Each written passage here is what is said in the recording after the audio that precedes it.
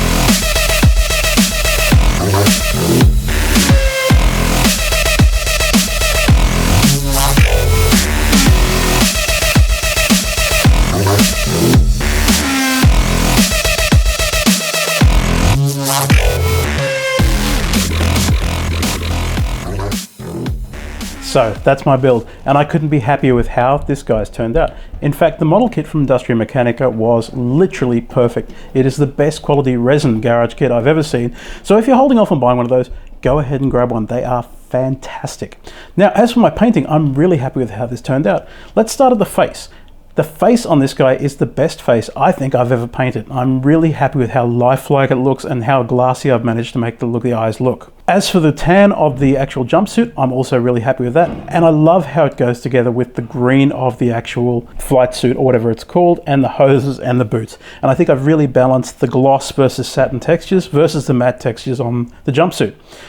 Even though I'm thrilled with how this guy turned out, there's still a couple of things I would do differently, and I'm glad to have those lessons learned because I've got the next one in the series ready to go, and I can't wait to put this together, which I'll do in a couple of months' time. So what would I do differently? Well, probably two things. I would change my techniques of painting just a little bit. I would probably think about using enamels instead of the acrylic paints I used here, and simply that's because the enamels seem to have more pop and depth to them, and I really want to try experimenting in that particular area. I'd also consider replacing the cables that came with it. This Cosmonaut has a couple of floating orbs behind him, and they are suspended with thin wires. Those thin wires actually came with the kit. Now, the downside of this is they aren't really strong enough to support the orbs adequately. So if I was going to do this again, I might think about replacing those with perhaps some aluminium armature wire, as I think that's going to work better to suspend the weight. Right now, all it takes is a gentle push on one of the orbs and they will actually fall over because the wire will bend. A stronger wire would stop that from happening. So with that, that's my video. Thank you very much for watching. If you have any suggestions on things I could have done differently, or something else you'd like to see me build, then leave me a comment down below. If you like what I'm doing, hit the like and subscribe button, and as always, thank you for watching. See you in the next video.